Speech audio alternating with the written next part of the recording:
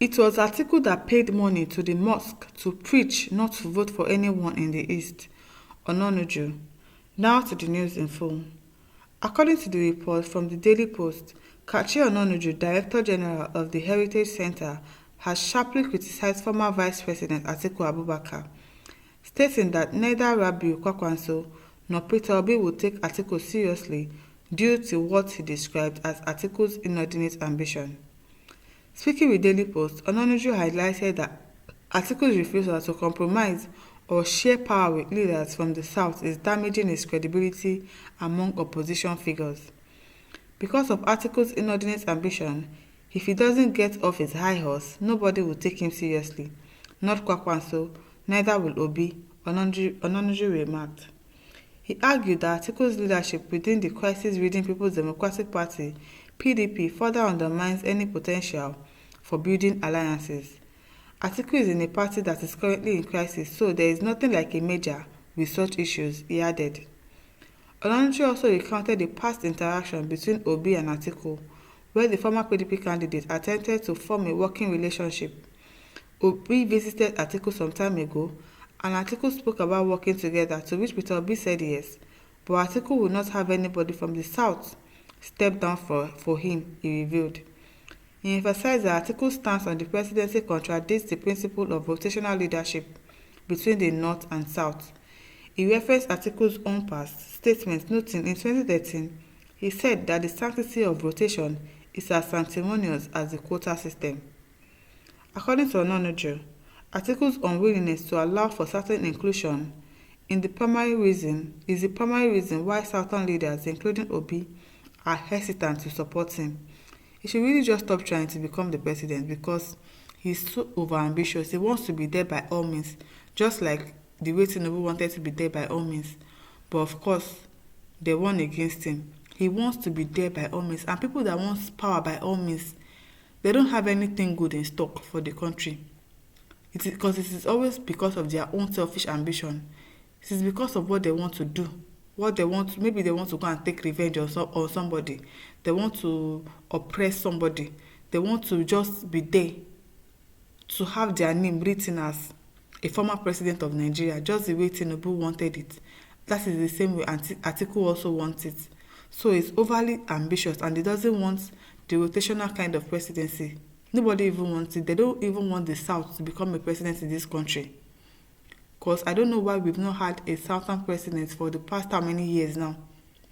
And it is supposed to be rotational because it is not only Yorubas that we have in the country. It is not only Hausas that we have in the country. We also have Igbos. And that is why people are always angry that you are segregating them. You don't want them in power. While you say, okay, we are one Nigeria, but yet only 2 people will be winning the election. Other people, you leave them out. So if Atiku is too overly ambitious, they should not take him seriously at all. They should just leave him and he should be struggling on his own. Obi and Kwakwanso should come together and talk and find a way to make sure that they form a good alliance come 2027 so that we can have good leadership for the first time in our country. If you don't want to allow South inclusion, nobody will work with you. That is why nobody may work with Atiku because he wants to be on top, he asserted. Ononuju also criticized Atiku's role in political strategies that have caused rifts within the PDP. He recalled Atiku's support for Muhammadu Buhari's presidency through the NPDP alliance and questioned why Atiku now opposes Southern leadership. If he formed an alliance with NPDP and breathed Buhari's presidency after 8 years of Buhari's presidency, why would you feel terrible having a Southern ruler? He asked. He further alleged that Atiku had a hand in fueling ethnic divisions in the country, accusing him of paying Northern preachers to discourage voting for Eastern candidates during past elections. Can you see that?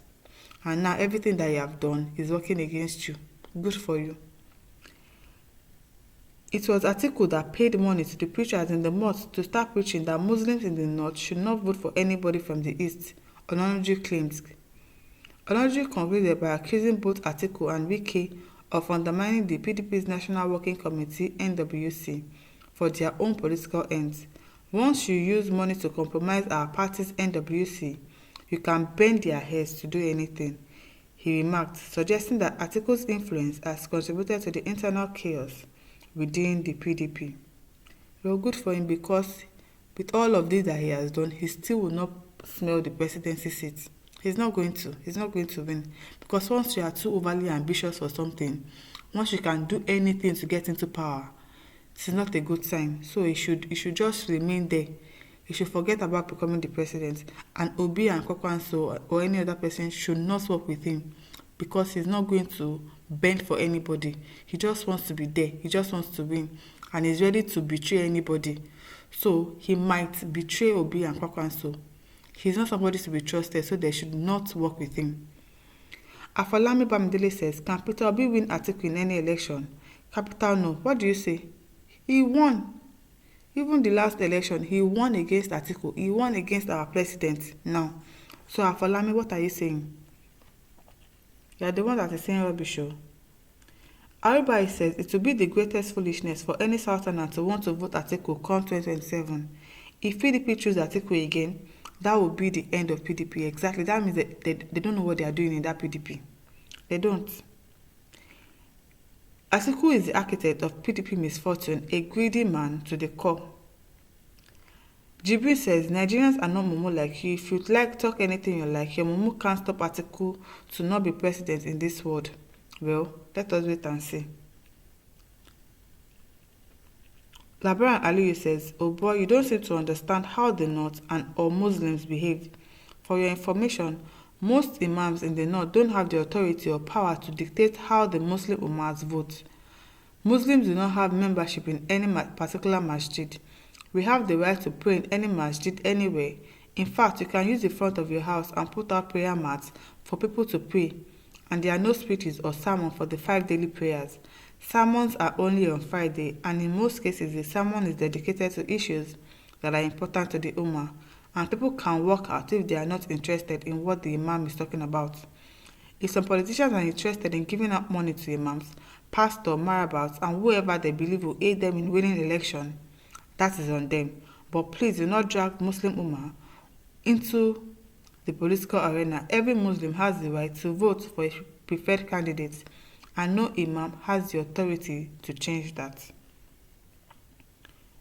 Taiwo says the picture displayed alongside this write-up is not that of Kachi Ononoji. Okay now.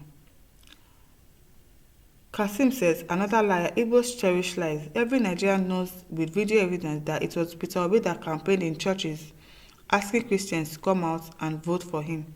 What are you saying? Beg, all these ones, they are just talk. Atiku is over-ambitious, and that is the plain truth. He is, and they should not trust him. Obi should not work with him. And we all saw that Obi won the election during 2023 election. He's going to win Atiku hands down if they do not allow rigging. He won President Tinubu hands down. It is because they rigged the election. That is why he's not currently our president right now. So they should stop saying what they don't know. My listeners, over to you. Leave your thoughts in the comment section. Do not forget to like, to share, and subscribe. Thank you for listening. See you some other time. Bye.